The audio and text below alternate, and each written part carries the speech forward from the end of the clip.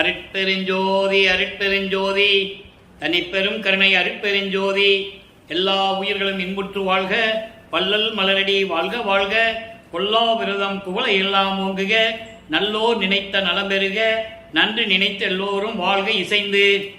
உலக மக்களே, அறிவார்ந்த அன்பர்களே, ஆண்மநேய ஒருமைப்பாட்டுடைய அன்பர்களே, அருட்பெருஞ்சோதி ஆண்டவருடைய திருவிளையாடலை பார்த்து கொண்டிருக்கிறோம்.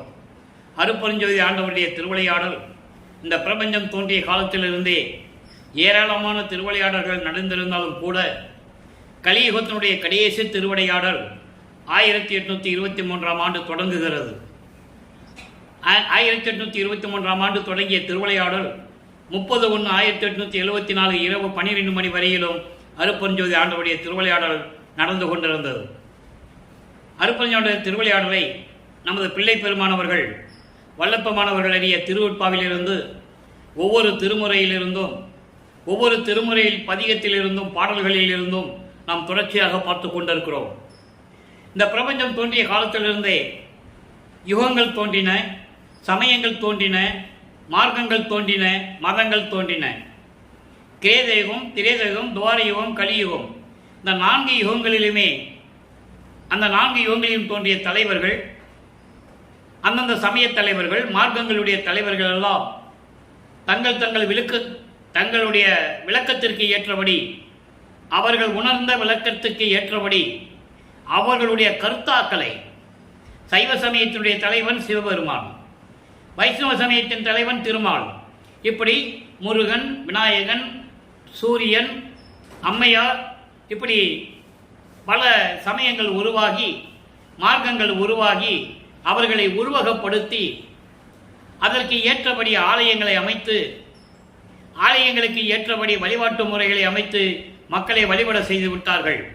இது காலங்காலமாக நடந்து கொண்டு வருகிறது, இன்றைய வரை நடந்து கொண்டு வருகிறது. இப்போ யுகங்களுக்கும் சமயங்களுக்கும் மதங்களுக்கும் மார்க்கங்களுக்கும் ஆயுள் காலம் உண்டு. அதெல்லாம் முடிவடைந்த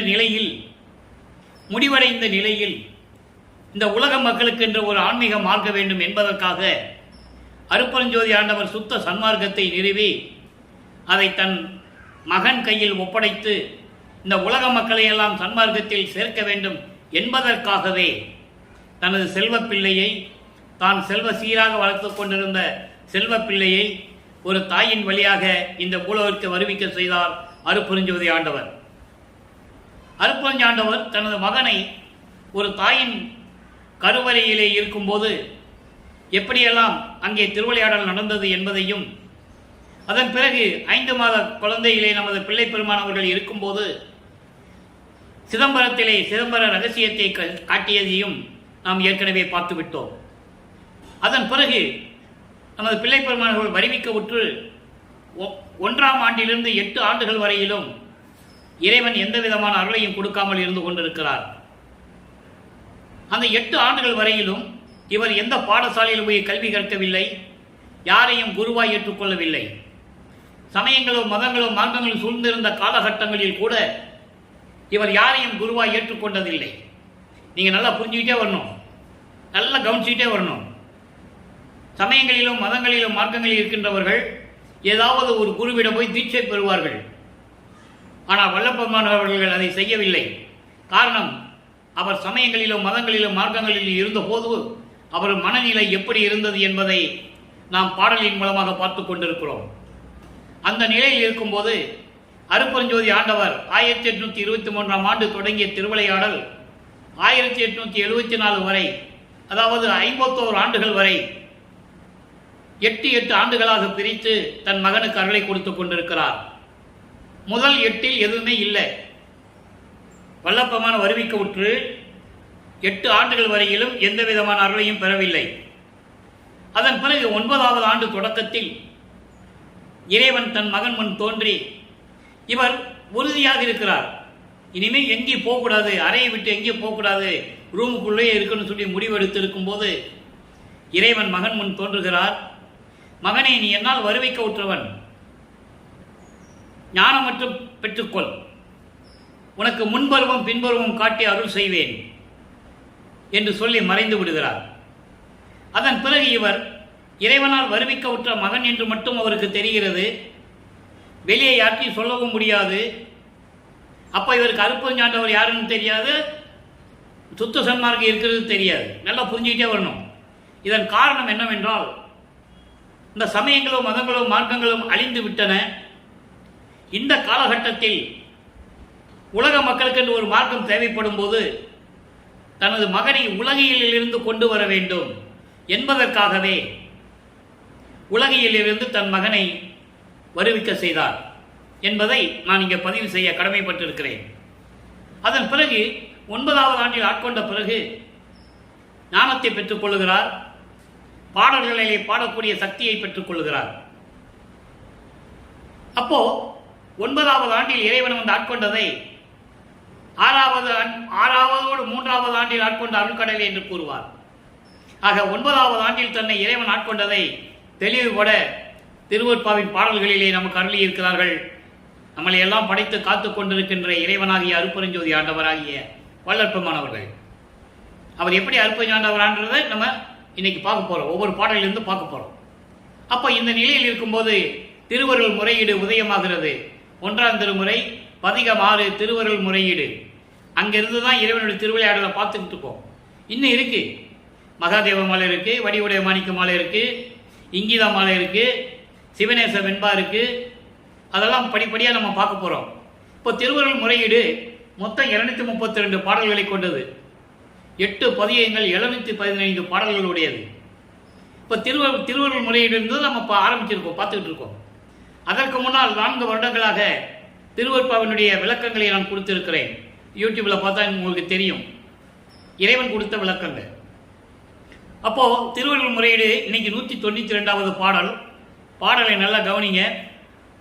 பாடல் கடினமாக இருந்தாலும் கூட இறைவன் கொடுத்த விளக்கம் மிகவும் எளிமையாக இருக்கும்.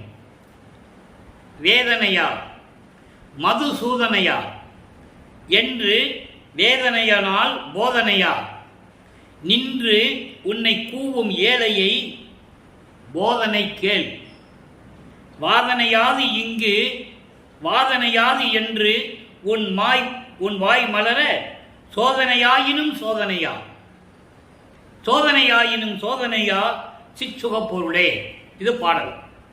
அன்பர்களே, நான் ஏற்கனவே கூறியது போல ஏற்கனவே தோன்றிய மார்க்கங்களில் தோன்றிய நூல்கள் எல்லாம் புராணங்கள், காவியங்கள், இலக்கியங்கள் எதுவாக இருந்தாலும் சரி, இறைவனை பற்றி போற்றி பாடியிருப்பார்கள். இறைவனை அருளை பெற்றுக்கொண்டு உலகியலிலே பிறப்பார்கள்.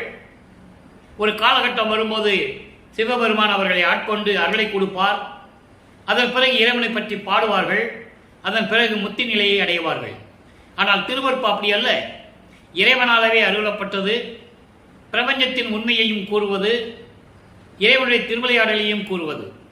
அதே நேரத்தில் வல்லற்பமானவர்கள் இறைவனிடம் பெற்ற அருள்களை எல்லாம் எப்படி பெற்றார் என்பதையும் கூறுவது, ஏன் இந்த உலகத்திற்கு வந்தார், வருவிக்க விட்டார் என்பதையும் விளக்கமாக கூறுவது. அதை தான் நம்ம பார்த்துட்டு இருக்கோம். இப்போ இன்னைக்கு பார்த்த பாடல விளக்கம் பாருங்க. பிரம்மனே திருமாலே என்று மனம் உருகி அவர்களை அழைக்காதது உறுதியான நிலையில் இருந்து கொண்டு உன்னை மனம் உருகி அழைக்கும் இந்த ஏழையின் விண்ணப்பத்தை நீ கேட்க வேண்டும். நல்லா புரிஞ்சுக்கணும். முறையீடு செய்யும் போது ஏன் பிரமனையும் திருமாலையும் இழுக்கிறாரு, நல்லா கவனிச்சுக்கணும் நீங்க. ஏனென்றால் இறைவனால் வருவிக்க உற்றவர், பிரமனால் படைக்கப்பட்டவர் அல்ல. அந்த காலகட்டங்களில் படைக்கும் தொழில் பிரமன் செய்து கொண்டிருக்கிறான். திருமால் காக்கும் தொழில் ருத்திரன் அழித்தல் தொழில், மகேஸ்வரன் மறைத்தல், சதாசிவம் அருளல். இவர் ஒவ்வொருடைய ஆயுள் காலம் முடிந்தவுடனே, பிரமனுடைய ஆயுள் காலம் முடிந்தவுடனே படைக்கும் தொழிலை திருமால் செய்ய வேண்டும். அப்ப அவனுக்கு 2 பிரம்மாயுசு, 8,64,000 வருடம். அதே போல் திருமாலுடைய ஆயுள் காலம் துவார யுகத்திலே மகாபாரதம் முடிந்தவுடனே முடிவடைகிறது. அப்போ படைக்கும் தொழிலையும் காக்கும் தொழிலையும் சேர்த்து ஏற்கனவே அழித்தல் செய்து கொண்டிருந்த ருத்திரன் 3 தொழில்களையும் சேர்த்து செய்ய வேண்டும். வல்லப்பமான் திருவருட்பாவை தெளிவாக அருளி இருக்கிறார்கள். அதை நீங்க புரிஞ்சுக்கணும். திருவடி புகழ்ச்சியிலே வரும். ஆக இப்படி நிலைகள் இருக்கும்போது பிரம்மனானாலும் சரி, திருமாலானாலும் சரி, நான் அவர்களை போற்றி வணங்கியதில்லை.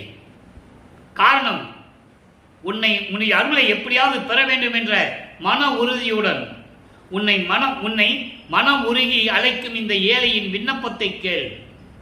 அதான் சொல்லுவாரு, என்றே மெய்கண்ட நான் மற்ற பொய்கண்ட தெய்வங்களை மேவுவேனோ சொல்லுவார். மறந்தும் என்ற நாவால் உரைக்க மாட்டேன் சிறு தெய்வ நாமங்களை. உன்னை தவிர எல்லாமே சிறு தெய்வங்கள். நான் எப்படி கூப்பிட முடியும்? நீயே என் தந்தை அருளுடையாய், என்னை நேர்ந்து பெற்ற தாயே. தெளிவா சொல்லுவார். என்னையும் இரக்கன் தன்னையும் ஒன்றாக இருக்க இசைவிட்டு மன்னி வாழ்வுற வருவித்த கருணை வள்ளல் நீ. உன்னால நான் வருவிக்க விட்டவன். அதங்க சொல்றாரு, பிரம்மனும் திருமாலும் இருந்தாலும் சரி, பிரம்மனே திருமாலே மனம் உருகி எனக்கு அருளை கொடுங்க நான் கேட்டதில்லை. காரணம், உன்னை உன் மனம் உருகி பாடி உன்னிடமிருந்து அருளை பெற வேண்டும் என்பதற்காகத்தான். அதனால் நான் சொல்லுகின்ற விண்ணப்பத்தை நீ கேட்பாயாக. என்னை வாட்டும் துயரத்தை நீக்கும் வகையில், இந்த உலகியலிலே உன்னாலே வருவிக்க உற்று நான் படுகின்ற துன்பங்களை எல்லாம் நீக்கும் வகையில், இப்பொழுது உனக்கு துன்பம் இல்லை என்று உனது வாய் மலர்ந்து எனக்கு சொல்ல வேண்டும். எந்தவித சோதனையும் செய்யாமல் எனக்கு நீ அருள வேண்டும். ஏன்னா இவருக்கு தெரிஞ்சு போச்சு, இறைவனால் வருவிக்க விட்ட மகன் என்றும் தெரிந்தால் கூட சோதனை மேல் சோதனை. இறைவன் திருவிளையாடல் செய்து கொண்டிருக்கிறான் மகனை வைத்துக் கொண்டு. அது ஒரு நல்ல புரிஞ்சு போச்சு அவருக்கு. அதனால சொல்றாரு, நான் யாரையும் எனக்கு என்னை காப்பாற்று என்று நான் யாரையும் கூப்பிட்டதில்லை. பிரம்மனானாலும் சரி, திருமாலானாலும் இருந்தாலும் சரி, யாரையும் நான் கூப்பிட்டதில்லை. உன்னை மனம் உருகி வேண்டுகிறேன், என் விண்ணப்பத்தை கேட்பாயாக. உனக்கு இனிமேல் துன்பம் இல்லை மகனே என்று உன் வாயால் சொல்ல வேண்டும். நீ வந்து எனக்கு அருள வேண்டும். எந்தவித சோதனையும் செய்யாமல் எனக்கு அருள வேண்டும். மெஞ்ஞானம் உடைய பேரின்பமான கடவுளே, எனக்கு சோதிக்காமல் அருள்வாயாக சிவபெருமானே என்று கூறுகிறார். நல்லா கவனிக்கணும். அப்ப சிவபெருமான் தான் சொல்லுவார். சிவபெருமான், தியாகராஜ பெருமான், மாசிலாமணி, சொக்கநாதன், நடராஜன் இப்படிதான் சொல்லிட்டு இருப்பார். ஏன்னா இவங்கெல்லாம் சமயத்தினுடைய தலைவர்கள். அப்போ அவருக்கு அற்புதம் தெரியாது. ஏனென்றால் நமது பிள்ளை பெருமானவர்களும் சமயங்களில் சொல்லப்பட்ட நெறிமுறைகளை பின்பற்றி கொண்டிருக்கிறார். சமயங்கள், மதங்கள், மார்க்கங்கள் சொல்லப்பட்ட நெறிகளை பின்பற்றி கொண்டு அதனுடைய சங்கற்ப விகற்பங்களில் ஈடுபட்டு கொண்டு, சங்கற்ப விகற்பங்கள் என்பது சைவ சமயத்தினுடைய குறியீடுகள். திருநீர் பூசுவது, உத்திராட்சமலை போட்டுக்கொள்வது, இறைவனை பூக்கள் அர்ச்சனை செய்து வழிபடுவது, அதான் கிரியை. யோக நிலையில் இருந்து கொண்டு சிவபெருமானை வழிபடுவது, சரிய கிரிய யோகம் என்ற 12 நிலைகளை இவரை அறியாமலேயே கடந்து கொண்டிருக்கிறார். அதான் நீங்க நல்லா புரிஞ்சுக்கணும். ஏன்னா 12 நிலையில கடந்து வந்த பிறகு சுத்த சன்மார்க்கத்தை வாங்க முடியும். ஞான சரியை 13வது நிலை, திரையோதச நிலை, நீங்க அகவல்ல பிடிச்சிருக்கலாம். அங்கதான் சுத்த சன்மார்க்கம் தொடங்குது. அதை நம்ம படிப்படியா பார்க்க போறோம். ஆக இந்த பாடலின் விளக்கம் இதான். இறைவா சிவபெருமானை, நான் பிரம்மனானாலும் சரி, திருமாலானாலும் சரி, அவகிட்ட போய் நான் மனம் உருகி என்னை காப்பாற்ற நான் சொன்னதில்லை. உன்னால் வருவிக்க விட்டவன், உன்னையே நம்பி இருந்து கொண்டிருக்கிறேன். எனக்கு எந்த வித துன்பமும் உனக்கு இல்லை மகனே என்று உன் வாயால் எனக்கு சொல்ல வேண்டும். என்னை சோதிக்காமல், சோதனை செய்யாமல் நீ எனக்கு அருள வேண்டும் என்று சொல்லி இந்த பாடலை நமக்கு அருளியிருக்கிறார்கள். ஆக அப்ப வல்லப்பமானவர்கள் 2வது எட்டில் இருந்து கொண்டிருக்கிறார். 2வது எட்டு என்பது 9வது ஆண்டிலிருந்து 16 ஆண்டுகளுக்குள். அப்ப 2ஆம் திருமுறை உருவாகிறது. உருகி உருகி பாடுவார். இதுவரை 21 பதியங்களை நாம் பார்த்து விட்டோம். 22வது பதியமாகிய திருப்புகழ் விலாசம் என்ற பதிகத்திலே 7வது பாடல். திருப்புகழ் விலாசம் என்பது நான் ஏற்கனவே கூறியது போல இறைவனுடைய திருவருளை புகழ்ந்து சொல்லுவது, அட்ரஸ் பண்ணுவது, அதான் விலாசம். மக்களுக்கு சொல்லுவது, அதே நேரத்தில் தனக்கு அருள வேண்டும் என்றும் விண்ணப்பம் வைப்பது. 2 in 1 மாதிரி நல்லா கவனிக்கணும். இப்ப வல்லப்பமானவர்கள் 16 ஆண்டுகளுக்குள் இருக்கிறார். 2ஆம் எட்டில் இருந்து கொண்டிருக்கிறார். மாறு பூத்த என் நெஞ்சினை திருத்தி மயக்கம் நீக்கிட வருகுவது என்றோ. மாறு பூத்த என் நெஞ்சினை திருத்தி மயக்கம் நீக்கிட வருகுவது என்றோ. ஏறு பூத்த என் இன்னுயிருக்கு உயிரே, யாவுமாகி நின்று இலங்கிய பொருளே, நீர் ஊத்து ஒளி நிறைந்த வெண் நெருப்பே, நித்தியானந்தருக்கு உற்ற நல் உறவே, சேருவூத்த செந்தாமரை முத்தம் திகழும் ஒற்றையோர் சிவபெருமானே. இது பாடல். அவர் மனநிலை அவ்வளவு துன்பப்படுகிறது, மனம் துன்பப்படுகிறது, மனம் ஒரு நிலையில் இல்லை. நினைச்சு பாருங்க, இறைவனால வருவிக்க விட்டு தெரிஞ்சு போச்சு. அப்ப அவர் மனசு எப்படி இருக்கும்? வெளியே யாருக்கும் சொல்லவும் முடியாது. இந்த நிலையில் இருக்கும்போது திருவொற்றியூரிலே சிவபெருமானை பற்றி வழிபட்டு கூறுகிறார். அதாவது, மாறுபட்ட கருத்து கொண்ட என் நெஞ்சினை, என் மனதை திருத்தி, அலைபாய்ந்து கொண்டிருக்கின்ற என் மனதை திருத்தி, எனது மாயைகளும் மயக்களும் நீங்கிட நீ வருவது எப்போது என்று எனக்கு தெரியவில்லை. எப்போ வருவாய்? வருகுவது என்றோ, நீ எப்போ வருவதாய் எனக்கு தெரியல. ஏறுமூத்த என் இன்னுயிருக்கு உயிரே, காலை வாகன மீது வந்து கொண்டிருக்கின்ற சிவபெருமானே, என் உயிருக்கு உயிரான இறைவனே, யாவுமாகி நின்று விளங்கிக் கொண்டிருக்கின்ற பரம்பொருளே, நீர் ஊத்து ஒளி நிறைந்த, உடம்பெல்லாம் திருநீர் ஊசிக்கொண்டு ஒளி வீசிக் கொண்டிருக்கின்ற வெண் நெருப்பே, நெருப்பு போன்ற இறைவனே, நித்தியாந்தனருக்கு உற்ற நல் உறவே, முத்தி அடைந்தவர்களுக்கு உறவாக இருக்கக்கூடிய இறைவனே, சேரு ஊத்த செந்தாமரை முத்தம் திகழும் ஒற்றியூர் சிவபெருமானே, சேரில் பூத்த செந்தாமரை போன்று முத்தாக திகழ்ந்து கொண்டிருக்கின்ற திருவொற்றியூருக்கின்ற சிவபெருமானே, விரைவில் வந்து அருள்வாயாக, நீ எப்போ வருவ கேட்கிற. ஆக இதே நிலை தொடர்ந்து கொண்டிருக்கிறது. இப்போ மூன்றாவது எட்டில் அடியெடுத்து வைக்கிறார். மூன்றாவது எட்டில் அடியெடுத்து வைக்கிறார். அப்போ மூன்றாம் திருமுறை உருவாகிறது. நமது வல்லப்பெருமானவர்கள் 24 ஆண்டுகளுக்குள் இருந்து கொண்டிருக்கிறார். 16 ஆண்டுகள் வரைக்கும் எந்த நிலையிலும் அவர் அருள் பெற முடியவில்லை. 17வது ஆண்டிலிருந்து 24 ஆண்டுகளுக்குள் என்ன நடந்தது என்பதை மூன்றாம் திருமுறையிலிருந்து பார்த்து கொண்டிருக்கிறோம். மூன்றாம் திருமுறை மொத்தம் 19 பதியங்களை கொண்டது. 16 பதியங்களை இதுவரைக்கும் பார்த்திருக்கிறோம். ஒவ்வொரு பதிகத்திலும் ஒவ்வொரு பாடல்களிலிருந்து கூறப்பட்ட ஒரு சுருக்கம். ஏன்னா இன்னைக்கு பார்க்குறவங்களுக்கு புதுசாக தெரியணும்ல. 4 வருஷமா நம்ம போட்டுட்டு இருக்கோம் திருவருப்பை பற்றி. இன்னைக்கு புதுசாக பார்க்குறவங்களுக்கு அந்த விளக்கம் தெரியுங்க. ஒரு சிறிய சுருக்கமான ஒரு விளக்கம். வல்லப்பெருமான் அவர்கள் சென்னையிலே ஏழுகணர் தெருவிலிருந்து திருவொற்றியூருக்கு போவது. அப்போ அவர் எங்கே போனாலும் நடந்து தான் போகணும். திருமுல்லை வயலுக்கு போனாலும் சரி, திருவள்ளித்தாயத்துக்கு போனாலும் சரி, கந்தகோட்டத்துக்கு போனாலும் சரி, திருவொற்றியூருக்கு போனாலும் சரி, எங்கே போனாலும் நடந்து தான் போகணும். அப்போ அந்த நிலையில் தான் அவர் இருந்து கொண்டிருக்கிறார். அதன் பிறகு பறக்கிற சக்தி, அண்டங்களை விட்டு அண்டங்கள் போகிறது, எல்லாம் அதுக்கப்புறம் நடக்கும். அதை நம்ம பார்க்க போகிறோம். இப்போ இந்த நிலையில் இருக்கும்போது காதல் சிறப்பு கதுவா மாண்பு என்ற பதியம் உருவாகிறது. இதற்கு முன்னால் இருந்த பதியங்கள் திருவொற்றியூருக்கு போவது, தியாகராஜ பெருமானை வழிபடுவது, ஒரு பிரயோஜனம் இல்லை. அதுக்கப்புறம் தன்னுடைய மனக்குமுறலை நாரைகளிடமும் கிளிகளிடம் தூது அனுப்புவார், ஒரு பிரயோஜனம் இல்லை. ஒரு குலத்தி பெண்ணிடம் போய் குறி கேட்க போவார், பிரயோஜனம் இல்லை.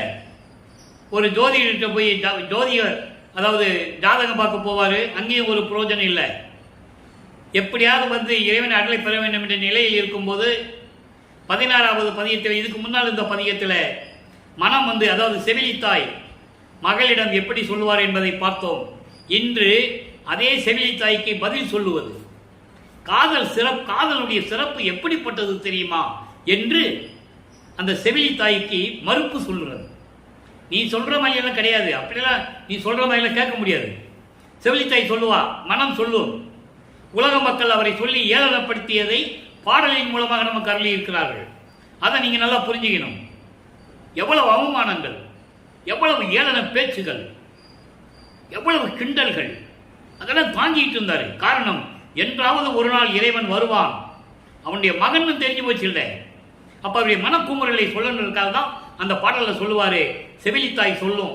செவிலித்தாய் என்பது மனம், மனம் என்பது உலக மக்கள்லாம் அவர் எவ்வளவு அந்த மக்கள்லாம் எப்படி பேசுறாங்கன்றதை அந்த பாடலில் சொல்லியிருப்பாரு. அவனுக்கு இருக்க இடம் இல்லை, சுடுகாட்டில் படுத்திருக்கான், திங்கிறதுக்கு சோறு இல்லை, பிச்சை எடுக்கிறான், தெருவா போய் உடுக்க துணியில கந்த துணியை கட்டிட்டு இருக்கான். எங்க? திருவள்ளித்தாயத்தில் கந்த துணியை கட்டிட்டு இருப்பாரு. இடது பக்கத்தில் ஒரு பொண்டாட்டியை வச்சிருக்கான், தலையில கங்கையை வச்சிருக்கான், கழுத்துல பாம்பு வச்சிருக்கான், விஷப்பாம்பு. அவனை போய் நீ கட்டி பிடிச்ச பாம்பு கொத்துமே. உடம்பெல்லாம் மண்டை ஓடுகளை வச்சு சுத்திட்டு இருக்கான். அவனை போய் எப்படி கட்டி பிடிப்ப? அருவருப்பா இருக்காது உனக்கு? அவனை கல்யாணம் பண்ணி நீ என்ன பண்ண போற? ஒரு பெண்ணாக உருவப்படுத்தினால் அந்த பாடலை சொல்லியிருப்பார். அற்புதமாக இருக்கும். உலக மக்கள் அப்படியெல்லாம் அவரை கிண்டல் செய்தார்கள். யோ, என்ன தினமும் சென்னையிலேருந்து திருவொற்றியூருக்கு போற, ரோட்ல நிற்கிற, அங்கே என்னமோ உருகி உருகி பாடுற, எதத்தை காண போற? இப்படியெல்லாம் ஏளனம் பேசியவர்கள் உண்டு. அதை பாடல் மூலமாக நமக்கு அறிவித்தார்கள். இப்போ அதற்கு எதிர்ப்பு தெரிவிக்கிறார். காதல் சிறப்பு, கதுவா மாண்பு. உங்களுக்கு என்னையா தெரியும்? நான் இறைவன் மேல் காதல் கொண்டது உங்களுக்கு என்ன தெரியும் என்ற தொனியில் இந்த பாடல்களை நமக்கு அருளியிருக்கிறார்கள். நல்ல கவனிங்க. என்னை உடையார் ஒரு வேடன் எச்சில் உவந்தார் என்றாலும், அன்னை அணையார் ஒரு மகனை அறுக்க உரைத்தார் என்றாலும், துண்ணும் இறையார் தொண்டனுக்கு தூதர் ஆனார் என்றாலும், கண்ணி செவிலித்தாயே, என் மனமே இது கேள், நான் அவர் மேல் காதல் ஒளியேன் கனவினுமே. அழகான பாடல். என்னை உடையார், என்னை படைத்தவன். எப்படி சொல்ற பாருங்க, என்னை படைத்தவன் ஒரு வேடன் எச்சில் உவந்தார் என்றாலும், கண்ணப்பன் ஒரு வேடன் காட்டிலே விலங்குகளை விளையாடி வேட்டையாடி அந்த மாமிசத்தை கொண்டு சிவலிங்கத்துக்கு கொடுப்பான். சிவபெருமானுக்கு சாப்பிடு. எப்படி? இவர் சாப்பிட்டு தான் கொடுப்பார். அவர் நல்லா இருக்கா இல்லையான்னு இறைவனுக்கு கொடுக்கும்போது இறைவன் நல்லா ருசிச்சு சாப்பிடணுமே. நல்லா இருக்கா இல்லையான்னு சொல்லி இவர் ருசிச்சு சாப்பிட்டு அங்கே கொடுப்பா, நீ சாப்பிடு அப்படின்னு. அதான் சொல்றாரு கண்ணப்பன் எப்படி திண்ணப்பன் கண்ணப்பன் ஆனார் என்ற கதையை இங்கே கூறுகிறார். அப்படி அவன் எச்சிலை நீ சாப்பிட்டவனாக இருந்தாலும் சரி. அதோடு மட்டுமல்ல, ஒரு தாய் போன்றவன் இறைவன். ஒரு தாய் போன்றவன், அன்னை அணையார் ஒரு தாய் போன்றவன். அதே நேரத்தில் ஒரு தொண்டனுடைய வீட்டுக்கு சென்று பிள்ளைக்கறி கேட்டவன், உன் மகனை அறுத்து சமைத்து எனக்கு உணவாக கொடு என்று கேட்டவன். நல்லா கவனிக்கணும். ஏன் இதெல்லாம் ஒரு இறைவன் செய்தார்? திருவிளையாடல் செய்தார். பிறகு அதே மகனை உயிரோடு கொண்டு வந்து கொடுத்துருவார். ஒரு தொண்டர்களை சோதித்து அவன் எவ்வளவு தூரம் இதில் பற்று இருக்கிறான் என்பதை சோதித்து அருளை கொடுக்கக்கூடிய நிலை சமய தலைவனாகிய சிவபெருமானுக்கு இருந்தது. அதை இங்கு குறிப்பிடுகிறார். இதை ஏன் இந்த பாடல்களை எல்லாம் குறிப்பிடுகிறார் என்றால், சுத்த சன்மார்க்கத்தை பெற்ற பிறகு இதன் நிலைகள் எல்லாம் மாறிவிடும். அங்கே உயிரை கொல்லக்கூடாது. அங்கே கொல்லா நெறியே குருவரில் நெறியன பல்கால் எனக்கு பகர்ந்த மெய்சிவமே. ஒரு எறும்பு கூட கொல்லக்கூடாது சுத்த சன்மார்க்கத்தில். ஆனால் சிவபெருமான் ஒரு பையனை அறுத்து எனக்கு உணவாக்குடு என்று கேட்டவன். இந்த வேறுபாடு உங்களுக்கு இன்னைக்கு புரியும். அதனால நல்லா கவனிங்க. அப்போ அப்படி அவன் ஒரு மகனை அறுத்து எனக்கு கறி சமைத்து கொடு என்று கேட்டாலும் பரவாயில்லை. அவன் அருளுடைய இறைவன். அதோடு மட்டுமல்ல, ஒரு தொண்டனுக்கு தூது சென்றாலும் பரவாயில்லை. ஒரு இறைவன் எப்படியெல்லாம் ஒரு அடிமையாக இருந்திருக்கிறான் ஒரு தொண்டனுக்கு, சுந்தரனுக்கு. எழில் பறவை இசைய ஆரூர் மருகின் அறிகொண்டு ராவுலவும் பதம், ராமுழுவதும் உலவும் பதம். பறவைனாச்சாரி மேல் காதல் கொண்டுள்ளான் சுந்தரன். இவன் போய் பொண்ணு கேட்கிறான். அவங்க அப்பா பொண்ணு கொடுக்க முடியாது. நீ தெரு தெருவா பிச்சை எடுத்துட்டு இருக்க, கோயிலில் படுத்துட்டு இருக்கிற, பரதேசி நீ பிரம்மச்சாரி மாதிரி இருக்கிற, உனக்கெல்லாம் பொண்ணு கொடுக்க முடியாது. இவர் உடனே சிவபெருமாட்ட சொல்லுவார், எனக்கு எப்படியா கல்யாணம் பண்ணி வையே. ஏன்னா சக மார்க்கத்தில் இருந்தவன். திருஞான சம்பந்தர் சர்புத்திர மார்க்கம், திருநாவுக்கரசர் தாச மார்க்கம், இவர் சமக மார்க்கம், சக மார்க்கம். அவன் வாதபுரான் மாணிக்க வாசகர் சமய மார்க்கம். இப்படி மார்க்கங்களில் இருந்தவர்கள். மார்க்கங்கள் இருந்தவர்களோட விளையாடி கொண்டிருக்கிறார் சிவபெருமான். நல்லா புரிஞ்சுக்கணும். நீங்க சுத்த சன்மார்க்கத்தை பெற்ற பிற ஒரே மகன், மூத்த மகன், தலைமகன் வள்ளற்பெருமான் அவர்கள் என்பதை இங்கு பதிவு செய்ய நான் கடமைப்பட்டிருக்கிறேன். அருப்பஞ்சாண்டவருக்கு ஒரே பிள்ளைதான், மூத்த பிள்ளை, குலப்பிள்ளை. அது அந்த விளக்கத்தை நீங்க நம்ம பார்க்க போறோம். அடுத்து பாருங்க. இப்படியெல்லாம் இருந்தவன் ஆனாலும் பரவாயில்லை, செவிலி தாயே, எனது மனமே, உலக மக்களே, கனவுல கூட நான் அவனுடைய காதலை நான் விட்டு கொடுக்க மாட்டேன். எவ்வளவு அருமையா சொல்றாரு பாருங்க. இப்படியெல்லாம் இறைவனிடம் வேண்டிக் கொண்டிருக்கிறார். 3ஆம் திருமுறை முடிவடைகிறது. வல்லற்பெருமான் அவர்களும் 24வது ஆண்டிலிருந்து அப்போ 4வது எட்டில் அடியெடுத்து வைக்கிறார். 25வது ஆண்டிலிருந்து 32 ஆண்டுகளுக்குள் என்ன நடந்தது என்பதை நாம் பார்த்தோம். 4ஆம் திருமுறையிலே அருட்பிரகாச மாலையிலே 100 பாடல்களுடைய விளக்கத்தை பார்த்தோம். அன்பு மாலையை பார்த்தோம், அருட்பிரகாச மாலையை பார்த்தோம். இன்னைக்கு சமுத்திர மாலை, ஆனந்த மாலையை பார்த்து விட்டோம். இன்னைக்கு சமுத்திர மாலையிலே எப்படி விளக்கங்கள் கொடுக்கிறார் என்பதை பார்க்க போகிறோம். அதற்கு முன்னால் வருவிக்கவுற்று 27வது ஆண்டில் தனக்கோடி அம்மையாருக்கு திருமங்கல்யம் பூட்டி அந்த அம்மாவிற்கு தாலி கட்டி மோட்ச வீட்டை காட்டி விமோசனத்தை கொடுக்கிறார். நல்லா புரிஞ்சுக்கணும், இது இறைவனுடைய திருவிளையாடல் என்பதை நாம் பாடலிலே பார்த்து விட்டோம். காலத்தின் கட்டாயம் அவர் செஞ்சுதாகணும், ஏற்கனவே நிர்ணயிக்கப்பட்டது. அதனால்தான் தனக்கோடி அம்மையார் இவர் வருவிக்கவுற்ற குடும்பத்தில் ஒரு சொந்தக்கார பெண்ணாக வந்து பிறக்கிறார். அக்கா மகளாக பிறக்கிறார்.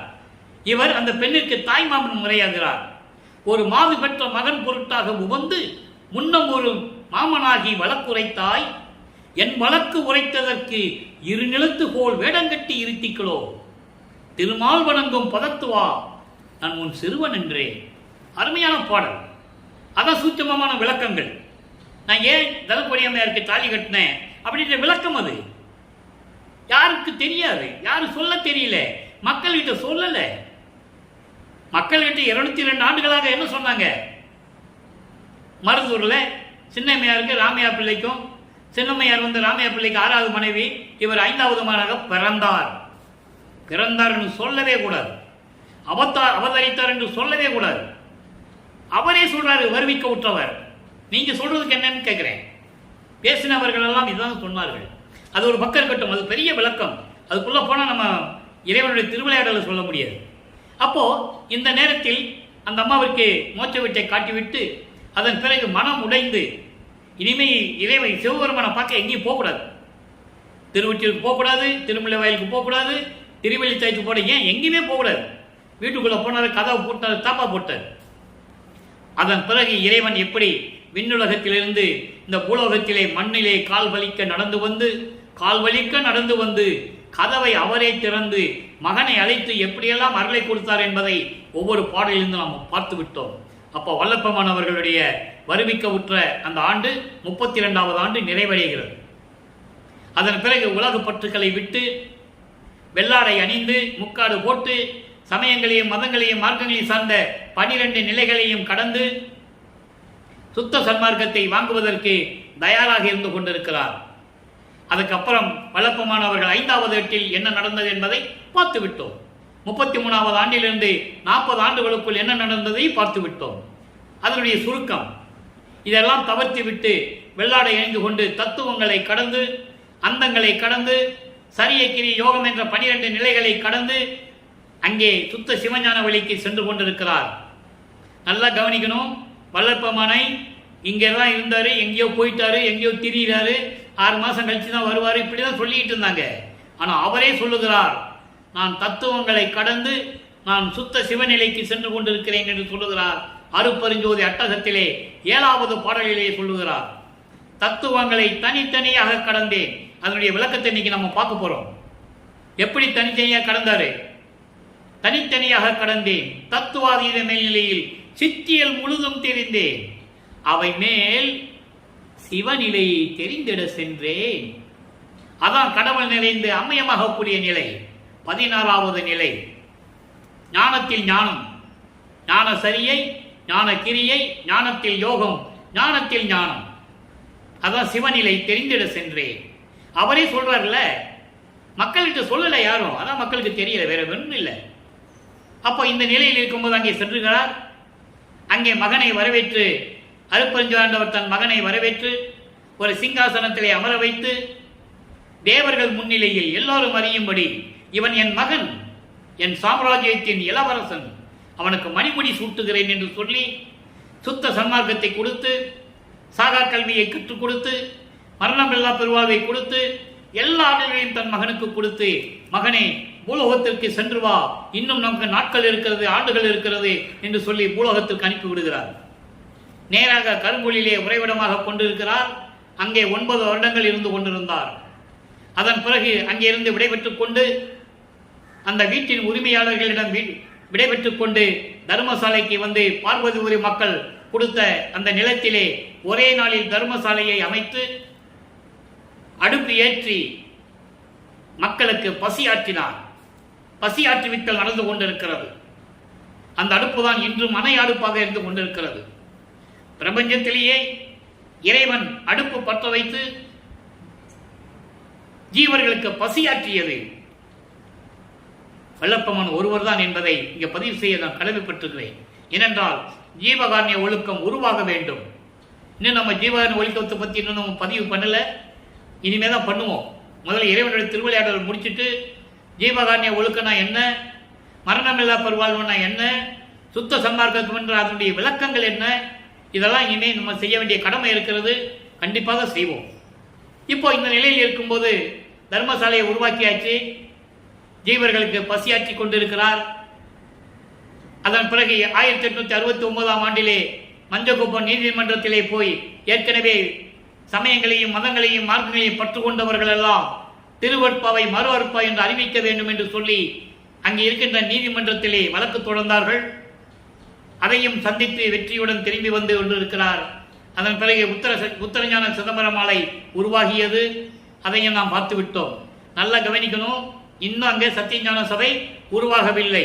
ஆனால் சபையை என்னுள் கண்டனன் சொல்லிட்டாரு.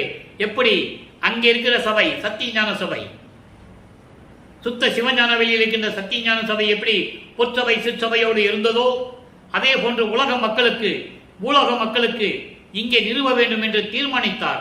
ஏற்கனவே நிர்ணயிக்கப்பட்டது, தீர்மானம் செய்யப்பட்டது. அதனால்தான் இங்கே தர்மசாலையை நிறுவுகிறார். தர்மசாலை வந்துட்டு தான் சபைக்கு போகணும், பசியோடு சபைக்கு போகக்கூடாது. அந்த நிலையில் தான் இங்கே தர்மசாலையை உருவாக்கியது. பசியோடு இருக்கின்றவன் இறைவனை எப்படி வேண்டுவான்? வயிறு பசிக்குமே, அவனுக்கு உணவு தேடுமே. உணவு தானே முக்கியம். அப்போ நல்லா புரிஞ்சுக்கணும். நீங்க சாப்பிட்டானா நிம்மதியா இருப்பான், நிம்மதியா போய் இறைவனை வழிபடுமா.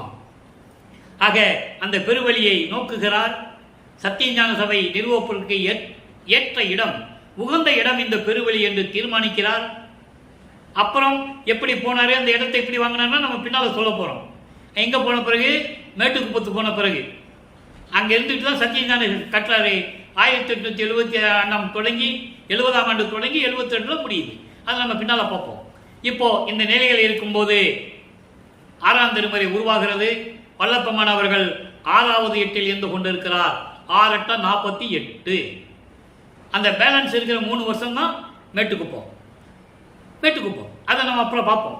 இப்போ இந்த நிலையில் இருக்கும்போது தன்னுடைய செயலை தன்னை தலைவியாகவும் இறைவனை தலைவனாகவும் வர்ணனை செய்து தன்னை யாரும் நம்புவதில்லை, சொன்னாலும் கேட்க மாட்டேன்றாங்க.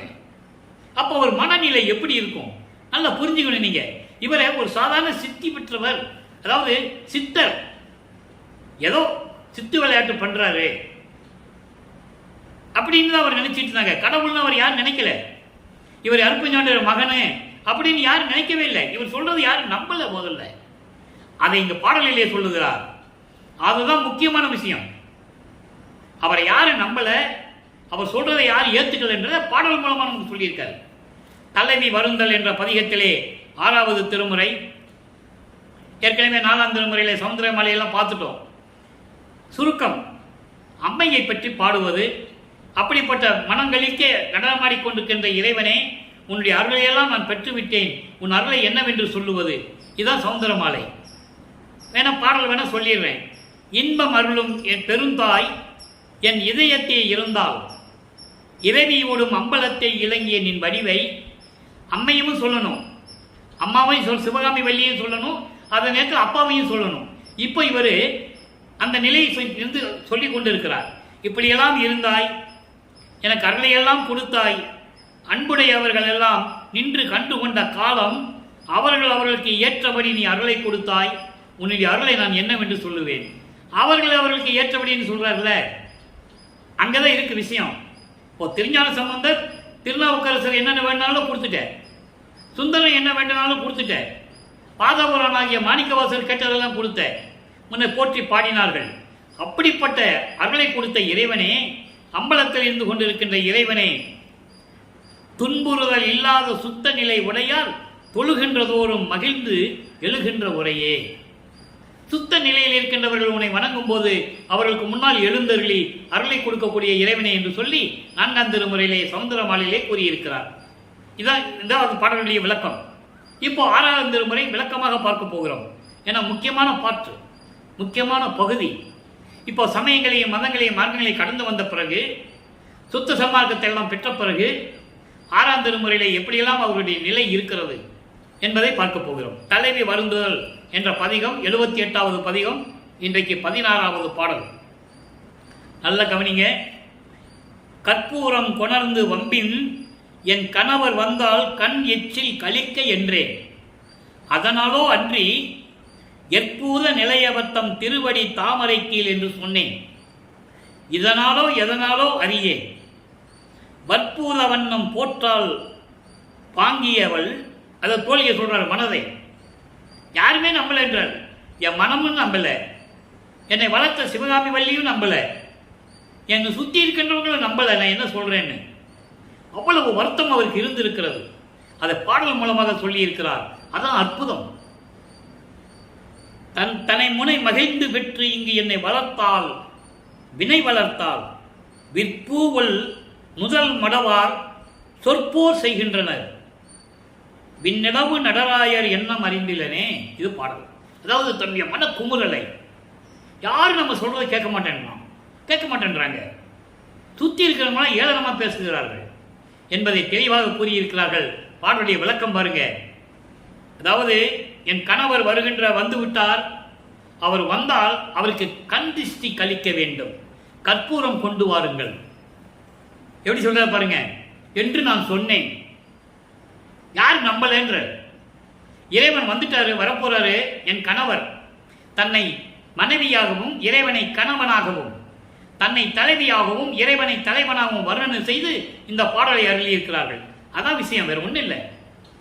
என்னுடைய இறைவன் அருட்பெருஞ்சாண்டவர் வந்து கொண்டிருக்கிறார், அவருக்கு கண் திஷ்டி விழுந்துடக்கூடாது, கற்பூரம் எடுத்து வாருங்கள் என்று நான் சொன்னேன்.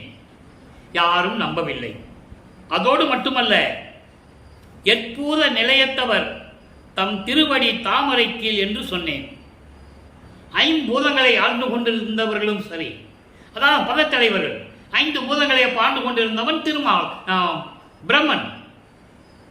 அவனுக்கு 24 தத்துவங்கள் உண்டு. அதான் ஆன்ம தத்துவம், பிரம்ம தத்துவம். அதில் 5 பூதங்கள் அடங்கும்.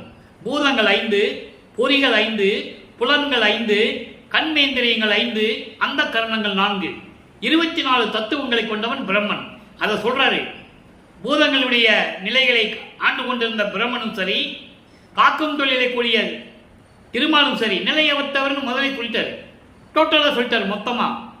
இவர்களெல்லாம் இறைவனுடைய திருவடியின் கீழ் இருக்கின்றவர்கள் என்று நான் சொன்னேன். யாரும் நம்பவில்லை. அதோடு மட்டுமல்ல, அதனாலவோ எதனாலவோ என்று கூட தெரியல, இன்னும் ஒன்று சொன்னேன். எவ்வளவு அழகா சொல்றாரு பாருங்க. இவங்கெல்லாம் என் இறைவன் அருட்பெருஞ்சாண்டவரால் படைக்கப்பட்டவர்கள். அவர்களெல்லாம் என்னுடைய இறைவனுடைய திருவடியின் கீழ் இருந்து கொண்டிருக்கின்றவர்கள். கடவுள் நிலைக்கு கோடான கோடி பங்கு கீழ்நிலையில் இருந்து கொண்டிருக்கின்றவர்கள். அவர்கள் கடவுளர்கள் அல்ல என்று நான் சொன்னேன். என் இறைவனுடைய திருவடிக்கு கீழ் சமம் என்று சொன்னேன். யாரு கேட்டார்கள்? அதனால் என்ன பண்ணாங்க? எல்லாருமே என்னை வெறுத்தார்கள். அதனால கோர்ட்டுக்கு கேஸ் போச்சு. நம்பாம தானே எல்லா சமயங்களையும் மதங்களையும் மார்க்கங்களையும் பட்டு கொண்டிருந்தவர்கள். இது சொன்னா யார் நம்புவாங்க? ஒன்றும் இல்லை. இந்த அடியேன் எடுத்துக்கங்க. இந்த அடியேன் சன்மார்க்க சொற்பொழிவாளர், எல்லாருக்கும் தெரியும். மலேசியா வெளிநாடுலாம் போய் பேசியிருக்கோம். ஆனால் ஒரு தடவை பேச கூப்பிட்டாங்கன்னா திருப்பி கூப்பிட மாட்டாங்க. இது நான் கண்ட அனுபவம், எனக்கு ஏற்பட்ட அனுபவங்கள். உண்மையை சொன்னால் யார் ஏற்றுக்குவாங்க? அப்படி மூசி புடுகி மொழிகி தேவாரத்தில் ஒரு பாட்டு, திருவாசகத்தில் ஒரு பாட்டு, தாய்மானவனை பற்றி ஒரு பாட்டு, அவையாரை பற்றியும் திருக்குறளை பற்றி பேசிட்டு கடைசியில் வள்ளலார் சோறு போட சொன்னான்னு சொல்லிட்டு போனால் கை கட்டுவாங்க, திருப்பி அவரை கூப்பிடுவாங்க பேசுறதுக்கு. இப்படி இருக்கும்போது சாதாரண ஒரு நாயடியனுக்கு எனக்கு இருக்கின்ற ஒரு நிலை மற்றவங்களுக்கு அவருக்கு எப்படி இருந்திருக்கும்? நல்லா புரிஞ்சுக்கணும். நீங்க உண்மையை சொன்னால் யாருக்கும் பிடிக்காது. அப்ப இந்த நிலையில் இருக்கும்போது யாருமே அவரை நம்பவில்லை. அதனால் மனம் வருந்தி இந்த பாடலை நமக்கு அருளியிருக்கிறார்கள். இந்த நிலையில் நான் இருந்து கொண்டிருக்கிறேன் என்று கூறுகிறார். நல்லா பாருங்க. இதனால் பெண்கள் எல்லாம் ஏன் பெண்கள் சொன்னார்னா, தன்னை ஒரு பெண்ணாக உருவப்படுத்தியதனால் மக்கள் சுத்தி இருந்தவர்கள், நட்பு வட்டாரங்கள், இவரை தெரிந்தவர்கள் எல்லாருமே என்ன சொன்னாங்க, அவர் பைத்தியக்காரையா, எந்த பாடசாலை படிக்கல, இவர் போய் அண்டங்களை போய் கடந்து போனாராம், இவர் சொன்னா நாங்க நம்பணுமா? நல்லா புரிஞ்சுக்கணும் நீங்க. இந்த நிலை தான் அப்போ இருந்தது. ஏன்னா இவர் மக்களோட மக்களாக உலாவிக் கொண்டிருந்தார். அதான் விஷயம். ஏன்னா சுத்த சன்மார்க்கத்தை மக்களுக்கு சொல்ல வேண்டும், உலக மக்களை எல்லாம் சுத்த சன்மார்க்கத்தில் சேர்க்க வேண்டும் என்பதற்காக. சரி, இந்த நிலை முடிந்ததா? அதுக்கப்புறம் பாருங்க, இதே திருவடி நிலையம் ஒரு பதிகம் இருக்கு, அதில் அழகா சொல்லியிருப்பாரு. அதையும் சொல்ல நான் கடமைப்பட்டிருக்கிறேன். அதாவது அதில் 10 பாடல் இருக்கு. 10 பாடலையும் சொல்லுவாரு. அதில் 2வது பாடலையே சொல்லுவாரு, பிரம்மனு, திருமாலு, ருத்திரன், மகேஸ்வரன், சதாசிவம் மற்றும் பரசக்தி, சப்தர்கள், சித்தர்கள், முத்தர்கள், முனிவர்கள் யாராக இருந்தாலும் சரி, எனது தந்தை அருப்பெருஞ்சாண்டவர் நடனமாடக்கூடிய இடது காலில், நல்லா கவனிக்கணும், இடது காலில், சுண்டு விரலில், நகத்தில் ஒட்டி இருக்கின்ற அழுக்குகள் என்று சொல்லுகிறார். அதை ஏன் சொன்னார்னு புரிஞ்சுக்கணும். அவர்களை இழிவுபடுத்துவதற்காக அல்ல, அவருடைய நிலை அப்படி இருக்கிறது என்று சொல்லுகிறார். அதை தான் இங்கே சொல்றாரு, எல்லாமே என் திருவடி தாமரை கீழ் என்று சொன்னேன். அவ்வளவு விளக்கங்கள் இருக்குது நண்பர்களே. அதனால என்னை யார் நம்பல என்றார். அதனால் என் மனம் வருந்துகிறது என்று சொல்லுகிறார். அப்போ இந்த நிலையெல்லாம் முடிந்த பிறகு பாமாலை ஏற்றல் என்ற ஒரு பதியத்திலே எப்படி இறைவனிடம் சொல்லுகிறார், இதெல்லாம் மனம் வருந்தி யாரும் நம்ப மாட்டேன்றாங்களே, நம்ம சொன்னாலும் நம்ப மாட்டேன்றாங்களே என்று சொல்லி இறைவனிடம் முறையீடு செய்கிறார். பாமாலை ஏற்றல் 88வது பதிகம், இன்னைக்கு 9வது பாடல். முன்பின் அறியேன் நான் பிதற்றிய சொல் மாலை எல்லாம் தன்முன் அரங்கேற்று எனவே தான் உரைத்தான். என் முன் இருந்தான், என் உள்ளே இருக்கின்றான், ஞான மருந்தான், சிற்றம்பலத்தான் வாய்ந்து. பாடல் இதனுடைய விளக்கம் பாருங்க. அதாவது நான் அந்த சமயங்களிலும் மதங்களிலும் மார்களிலும் இருந்த காலத்திலையும் சரி, அதன் பிறகு சுத்த சன்மார்க்கத்தை பெற்றவனும் சரி, சுத்த சன்மார்க்கத்தை பெற்றவனும் சரி, இப்பவும் சரி, நான் சொல்றதை யாருமே கேட்கறது இல்லை. நான் பாடுகின்ற பாடலையாவது நீ ஏற்றுக்கொள்வாயா? நான் பிதற்றிய சொல் மாலை, நான் புலம்பிய சொல் மாலை பாடல்களை எல்லாம் கேட்பாயா என்று சொல்லும்போது தந்தை பதில் சொல்லுகிறார், மகனே என் முன் நீ அரங்கேற்றுவாயாக. எவ்வளவு அற்புதம் பாருங்க. என் தன் முன் அரங்கேற்று என்று தான் உரைத்தான்.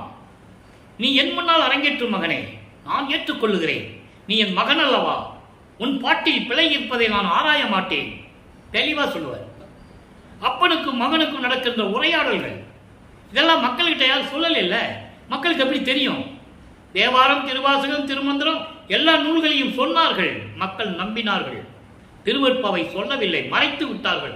அதுதான் ஆதங்கம். ஆக இந்த நிலையில் சொல்லும்போது நீ அரங்கேற்றும் மகனை நான் பார்த்துக் கொள்ளுகிறேன், உன் சொல் மாலைகள் எல்லாம் நான் ஏற்றுக்கொள்ளுகிறேன், எல்லாம் எனக்கு நிகரானவை என்று சொல்லுவார். என் முன் இருந்தான், என் முன் எழுந்தருளினான், என் உள்ளத்திலே இருந்து கொண்டிருக்கிறான், ஞானம் அருந்தான், மெஞ்ஞான அறிவுடைய என் இறைவன் சிற்றம்பலத்தான் விரும்பி என்னோடு கலந்து இருந்து கொண்டிருக்கிறான் என்று கூறுகிறார். அடுத்து பாருங்க, இறைவன் வருவது எம்பல். இறைவன் வருகிறார் சொல்றாரு, நல்லா கவனிக்கணும். 102வது பதிகம், இறைவன் வரவு எம்பல். இன்னைக்கு 9வது பாடல். ஏதும் அறியா சிறிய பயல்களினும் சிறியேன், இப்பெரிய வார்த்தை தனக்கியானார் தான் ஏற்றுக்கொண்டான். என் இறைவன் ஓதுக நீ என்றபடி ஓதுகின்றேன். மனனே, மனதிடம் சொல்லுவது போல உலக மக்களுக்கு சொல்லுகிறார். அந்த உலக மக்களுக்கு என்ன சொல்றாரு சுத்த சிவனில பார்க்க போறோம். அடுத்த பதியத்தில் நம்ம பார்க்க போறோம், இன்னைக்கே பார்க்க போறோம். மனதிடம் சொல்லுகிறார். எப்படி? எதுவுமே தெரியாத சின்ன பையங்க இருக்காங்களே, சின்ன பிள்ளைங்க, அவங்களை விட நான் சிறியவனாக கூட இருந்தாலும் கூட என்னுடைய பெரிய வார்த்தைகள் எல்லாம் ஏற்றுக்கொண்டான். தனக்கியானார், தான் ஏற்றுக்கொண்டான் என்று சொல்லுகிறார். சின்ன பையன்கள், விளையாடு பிள்ளைகள் கூட அவங்களை விட ரொம்ப சிறியவனான். இருந்தாலும் நான் சொல்லுகின்ற எல்லாம் பொன்னான வார்த்தைகள் என்று சொல்லி, பொன்னான பாடல்கள் என்று சொல்லி, பொன்னான விண்ணப்பங்கள் என்று ஏற்றுக்கொண்டு தானாக்கி கொண்டான், ஏற்றுக்கொண்டான் என் இறைவன். என் இறைவன் சொன்னபடி நான் உனக்கு சொல்லுகிறேன் மனமே. அதான் சொல்றாரு, என் இறைவன் ஓதுக நீ என்றபடி ஓதுகின்றேன் மனமே. என் இறைவன் என்ன சொன்னாரோ என்னிடம், அதை உன்னிடம் அப்படியே சொல்லுகிறேன். உள்ளபடி சத்தியம் இது, தெரிந்து கொள்வாயாக, உணர்ந்திடுக. மனதிடம் சொல்லுவது போல உலக மக்களுக்கு சொல்லுகிறார். உலக மக்களே, நான் சின்ன பயல்களிலும் சிறியவனாக இருந்தாலும் கூட, எதுவுமே தெரியாதவனாக இருந்தாலும் கூட, என்னுடைய பாடல்களையும் விண்ணக்களையெல்லாம் தானாக ஏற்றுக்கொண்டான் என் இறைவன். என்னிடம் சொன்னார் என் இறைவன், மகனே, நான் சொன்னபடி நீயும் உலக மக்களுக்கு சொல்லிவிடு என்று சொன்னான். இது சத்தியம், சத்தியம் இது. நமது தீது முழுதும் தவிர்த்தே, அற்புதமான வரி, நமது தீது முழுதும் தவிர்த்தே சித்தியெல்லாம் அளிக்க திருவருளாம் பெருஞ்சோதி அப்பன் வரும் தருணம். என்னுடைய தீமைகளை எல்லாம், சமயங்களிலும் மதங்களிலும் மார்க்கங்களில் இருந்தபோது ஏற்பட்ட குற்றங்களை எல்லாம், துன்பங்களை எல்லாம் நீக்கி எல்லா சித்திகளும் கொடுக்க அருப்பெருஞ்சோதி, திருவருளாம் அருப்பெருஞ்சோதி வருகின்ற தருணம் வந்துவிட்டது. உலக மக்களே, தருணம் வந்துவிட்டது, இதுதான் நல்ல நேரம் என்று உலகம் அறிய விரைந்து உரைப்பாய். மனதிடம் சொல்லுவது போல சொல்லுகிறார், மனமே, இறைவன் வருகின்ற நேரம் வந்துவிட்டது, எனக்கு எல்லா அருளையும் கொடுக்க வருகிறார். நல்லா கவனிக்கணும். உலக மக்களுக்கு தெரிவிக்கிறார். எல்லாரும் களிப்படைந்து உள் இணைந்து ஏற்றிடவே, எல்லா மக்களும் சுத்த சன்மார்க்கத்தில் சேர்ந்து எல்லா உலக மக்களும் இன்பமடைய, அவர்கள் வாழுகின்ற இடங்களெல்லாம் செழிக்க, அவர்கள் குடும்பங்கள் செழிக்க இறைவன் வருகின்ற நேரம் வந்துவிட்டது, என்னை சொல்ல சொல்லிவிட்டார், உலக மக்களை நான் சொல்லிவிட்டேன் என்று சொல்லி இந்த பாடலை நமக்கு அருளியிருக்கிறார்கள். அடுத்த பதிகமே பாருங்க, 106வது பதிகம், சுத்த சிவநிலை, 7வது பாடல். இப்ப நம்ம பார்த்த பாடலுக்கு இங்க பதில் இருக்கு, அதை நீங்க புரிஞ்சுக்கணும். இப்ப சொல்றாங்கல்ல, அவர் வருகின்ற நேரம் வந்து விட்டது, சுத்த சன்மார்க்கத்திலே உலக மக்கள் எல்லாம் சேர்த்து நீங்களாம் இன்பமாக வாழ வேண்டும், அந்த இறைவன் வந்து கொண்டு இருக்கிறார் சொல்லிட்டார்ல, அதுக்கு பதில் சொல்லணும், உலக மக்களை பார்த்து சொல்லணும். சுத்த சிவநிலை என்ற பதிகத்திலே 7வது பாடலிலே கூறுகிறார்,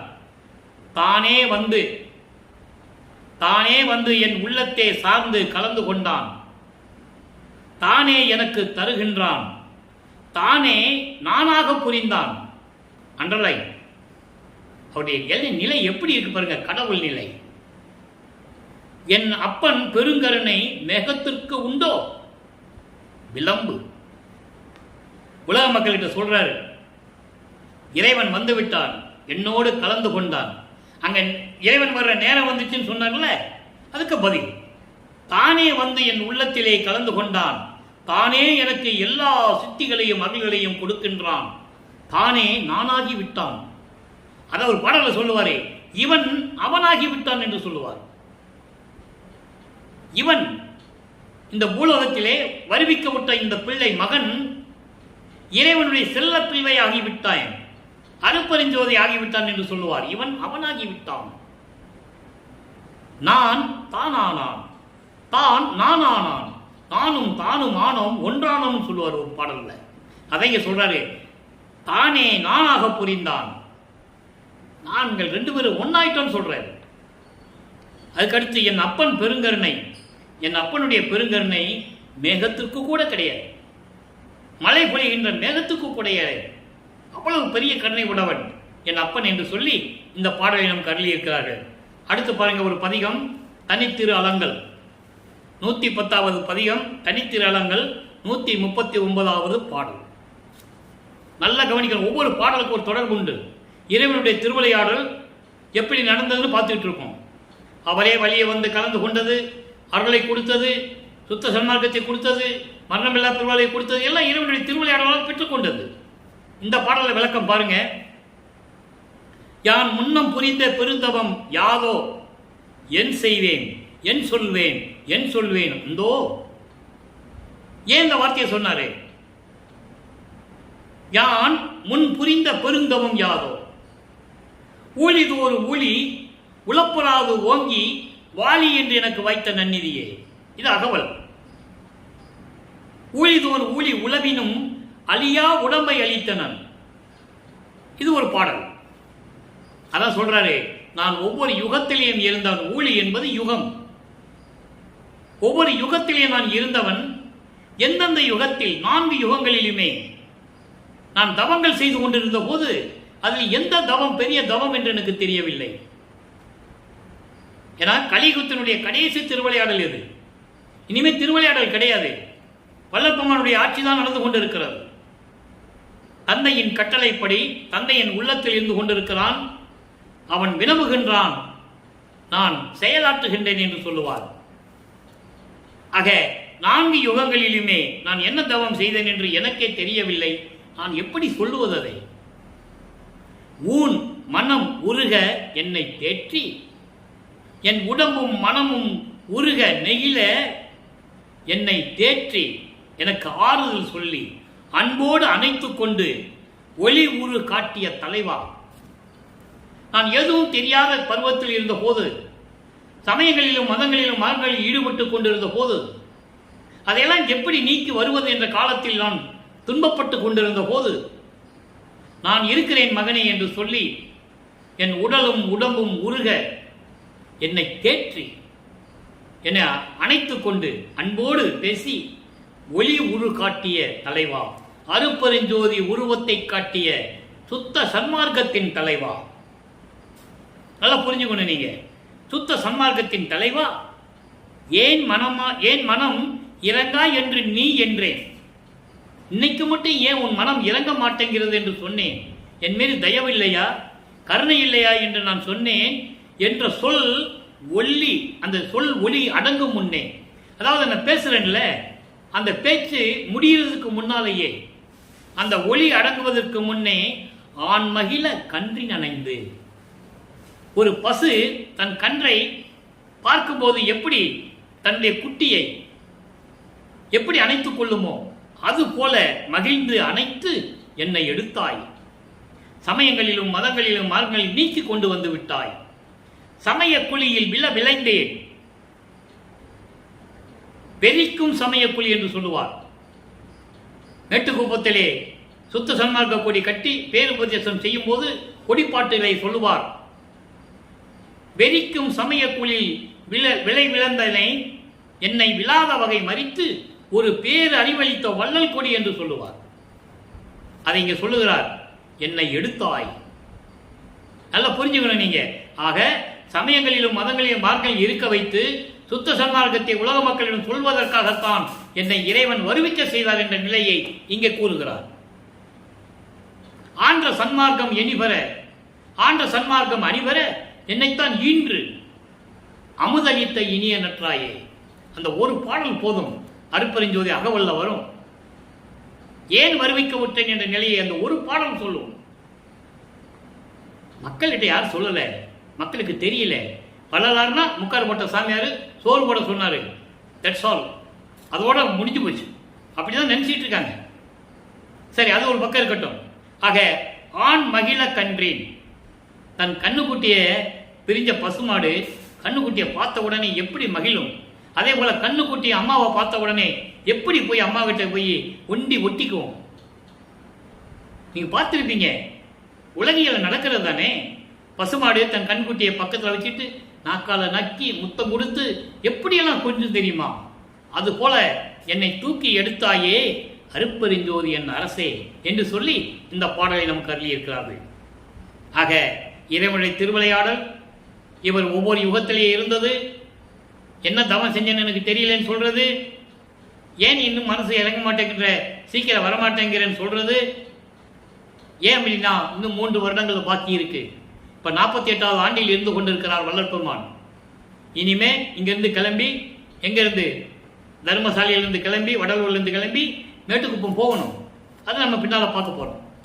அதுக்கடுத்து இறுதியாக ஒரே ஒரு பாடல் விளக்கம், நல்லா கவனிங்க. 112வது பதிகம் மெய்யர்கள் வியப்பு 12வது பாடல். இப்ப நம்ம பார்த்தோமே அதுக்கு பதில், தனித்திறன்கள் இப்ப பார்த்தோம்ல, அதுக்கு பதில் மெய்யர்கள் வியப்புல இருக்கு. இன்னும் விரிவான விளக்கம். ஒவ்வொரு பாடலுக்கும் ஒரு தொடர்பு உண்டு. அதான் நான் கனெக்டிவிட்டின்னு சொல்லுவேன். அங்கங்கே அது பதுங்கி இருக்கும். அதை எடுத்து மக்களுக்கு சொல்லணும். அது இறைவனுடைய தயவும் கருணை இருந்தால் தான் சொல்ல முடியும், எல்லாராலையும் சொல்ல முடியாது என்பதை மன மகிழ்ச்சியுடன் பூரிப்புடன் சொல்லிக்கொள்ள நான் கடமைப்பட்டிருக்கிறேன். இப்போ பாருங்க, இந்த பாட்டு பாருங்க.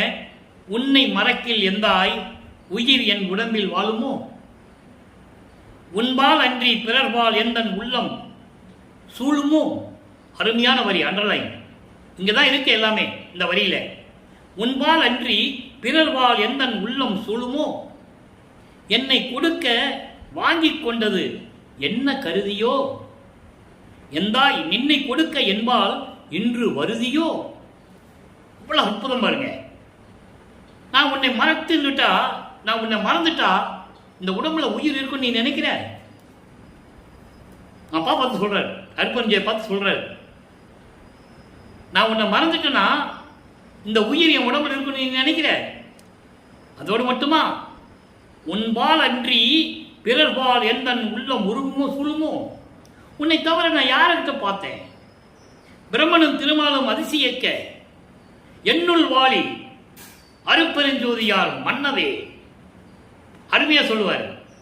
ஆலியானும் அயனும் அதிசயத்திட நான் பிரம்மனால் படைக்கப்பட்டவன் அல்ல, திருமால் காக்கப்படுகின்றவன் அல்ல, உன்னால் வருவிக்க உற்றவன். நீ என்னை பெற்றெடுத்தாய், என்னை வளர்த்த தாய் நீ. உன்னை தவிர நான் யார்கிட்ட போவேன்? செத்து செத்து பிறக்கும் இத்தேவர்கள் என் முன் வழியிலர் என்று சொல்லுவார். அது ஏன் சொன்னாரே?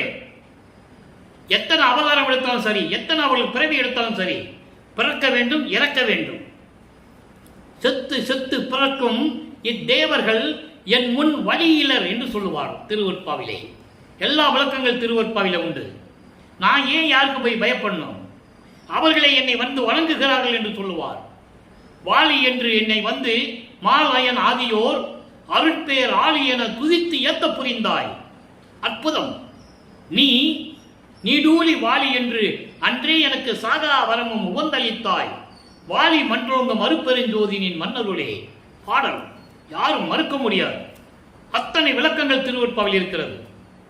அவர்கள் தான் வந்து இவரை வணங்கணும், இவர் போக வேண்டிய அவசியம் இல்லை. அதான் சொல்றாரு, உன்பால் அன்றி பிறர்பால் எந்தன் உள்ளம் சூழுமோ. எப்படி போவேன் நானே? தெளிவா சொல்லுவேன். அடுத்து, என்னை கொடுக்க வாங்கி கொண்டது என்ன கருதியோ, என் உடல் பொருள் ஆவி அத்தனையுமே உன்னிடம் கொடுத்து விட்டேன். என்ன நினைச்சதை நீ என்கிட்ட வாங்கின?